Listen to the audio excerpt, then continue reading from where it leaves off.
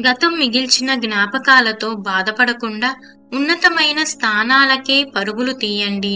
ఎందుకంటే జీవితం ఎప్పుడూ ఒకేలా ఉండదు. జీవన గమనంలో ప్రతి జీవి మార్పు కోసం పరిగెడుతుంది, కాని మనిషే సుఖం కోసం పరిగెడుతున్నాడు. జీవితంలో ఎంతమంది ఉన్నా మనసు విప్పి మాట్లాడుకోగల ఓ మనసు లేకపోతే ఆ జీవితం వెలితిగానే ఉంటుంది. నువ్వు గెలవాలంటే కష్టాన్ని ఓర్చుకోవాలి.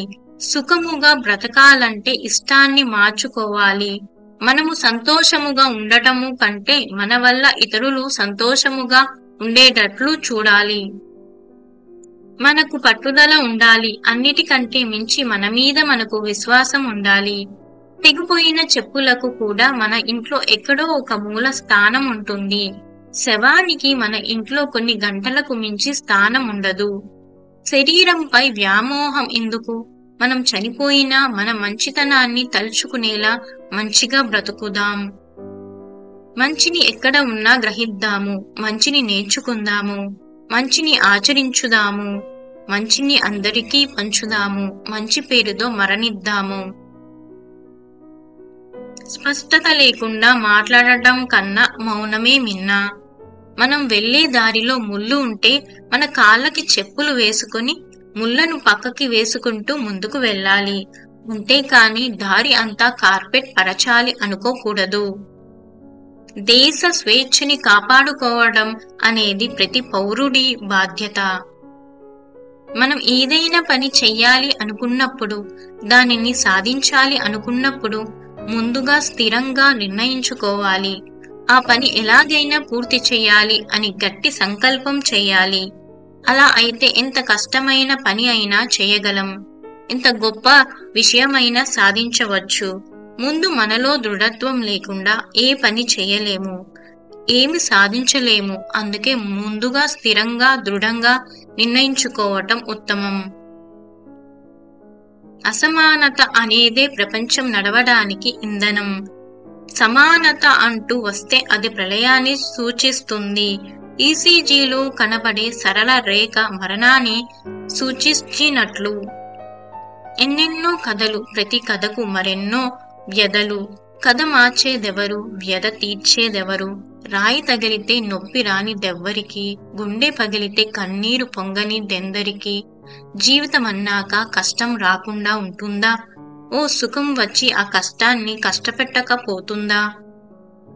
1000 సార్లు అపజయం ఎదురైనా గెలవాలనే కాంక్షను వదలొద్దు. మీరు మీ గమ్యస్థానానికి చేరుకునే వరకు పోరాడుతూనే ఉండండి. అదే ప్రత్యేకమైనది.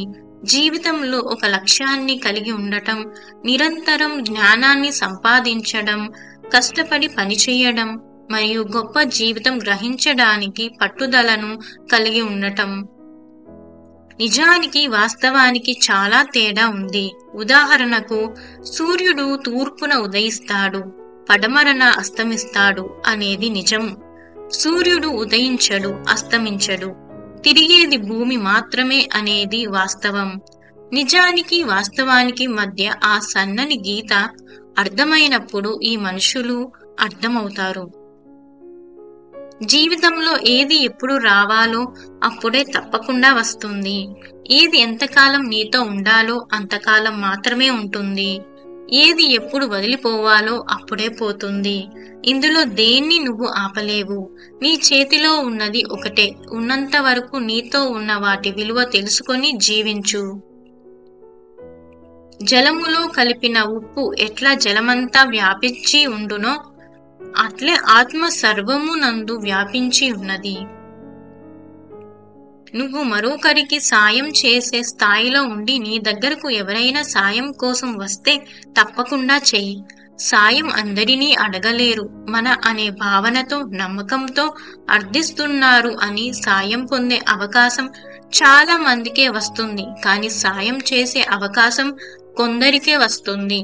ఒకవేళ వచ్చినా అందరూ చేయలేరు.